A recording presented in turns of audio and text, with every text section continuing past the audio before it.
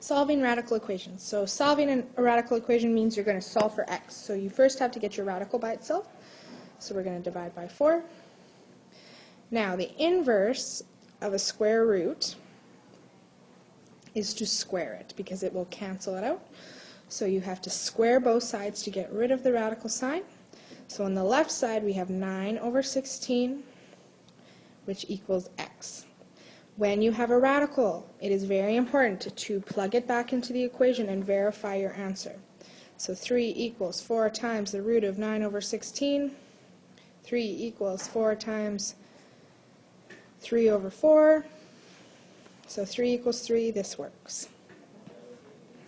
Next equation, we need to get the radical by itself, so we're going to add 7. So we have 20 equals 2x plus 1.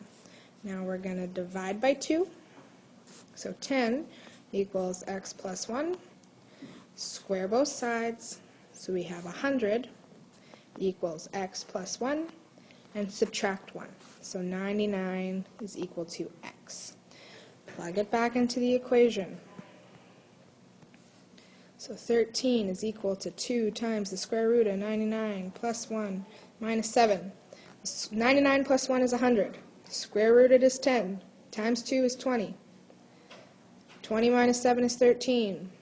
This one works. For our next example, we need to get our radicals to one side and our numbers to the other side. So we're going to subtract 4x from this side, and we're going to subtract 1 from that side. So we should be left with 3 minus 1 is 2. 5x minus 4x is the root of x. Square both sides, and you get 4 is equal to x. Plugging it back into the equation, 4 times the root of 4 plus 3 equals 5 root 4 plus 1. The square root of 4 is 2, times 4 is 8, plus 3 is 11. And on the right side, the square root of 4 is 2, times 5 is 10, plus 1 is 11, so this one works. For the second equation, we're going to subtract 5. So we get 2x minus 1 equals negative 3. Square both sides. Ignore that little line I just made. So we get 2x minus 1 is equal to 9. Add 1 to both sides, and 2x is equal to 10. Divide by 2, x is equal to 5. Plugging it back into the equation, 2 times 5 minus 1 square rooted plus 5 equals 2. 2 times 5 is 10, minus 1 is 9, square rooted is 3. 3 plus 5 is 8. Now 8 doesn't equal 2. So this one doesn't work. So this is called an extraneous root. I'm going to write it over here because I don't have room down there. So it's an extraneous root, which means a root that does not satisfy your equation. To prove an extraneous root without verifying your equation is we want to know when this will make whatever your x values to make this is 0, so 2x minus 5. We want to know when it works. So we know it has to be positive, so greater than 0. And we also want to know when this will work, so x minus 7 is greater than 0. So our first one, 2x is greater than or equal to 5, so x is greater than or equal to 2.5. And x is greater than or equal to 7.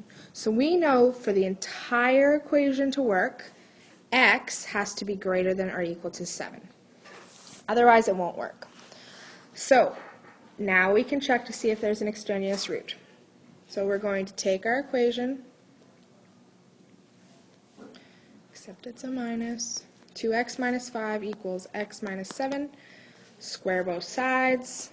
So we have 2x minus 5 is equal to x minus 7. Now we're going to subtract x and add 5. So on the left side we have x, and on the right side we have negative 2.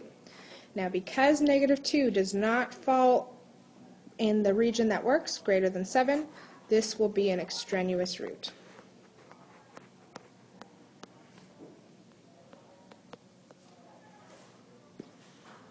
So for the following word problem, an observer in a hot air balloon that is attached to a top of a 200-meter tower whose base is at sea level, how high must the tower, above the tower must the balloon be attached so that the distance to the horizon is 100 kilometers. So we're going to use this formula over here. So d is equal to the root of 13h, where d is the distance to the horizon and h is the height of the observer. So let's draw a little picture. So we have a tower that's at sea level, so you know that that means it's on the surface of the earth, and it's 200 meters high. And we have a hot air balloon that's attached to it. So somewhere up here, you have a hot air balloon.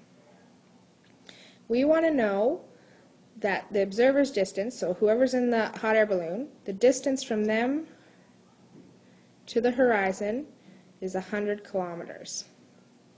So we need to know this section right here. How high is the balloon attached? So our d, the distance to the horizon, is 100. And our h will be this entire thing here. So it's going to be 200 plus x.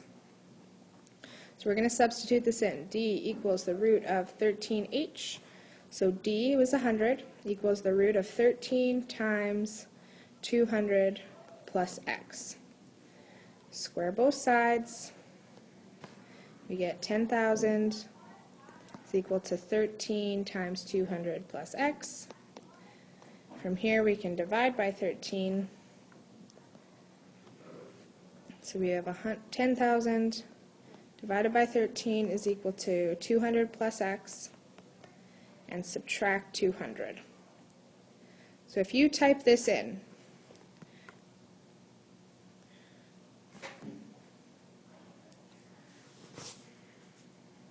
oops, 10,000 divided by 13, subtract 200, you should get 596.23 meters as your h, as your x. So you want to attach that hot air balloon 596 meters above the tower.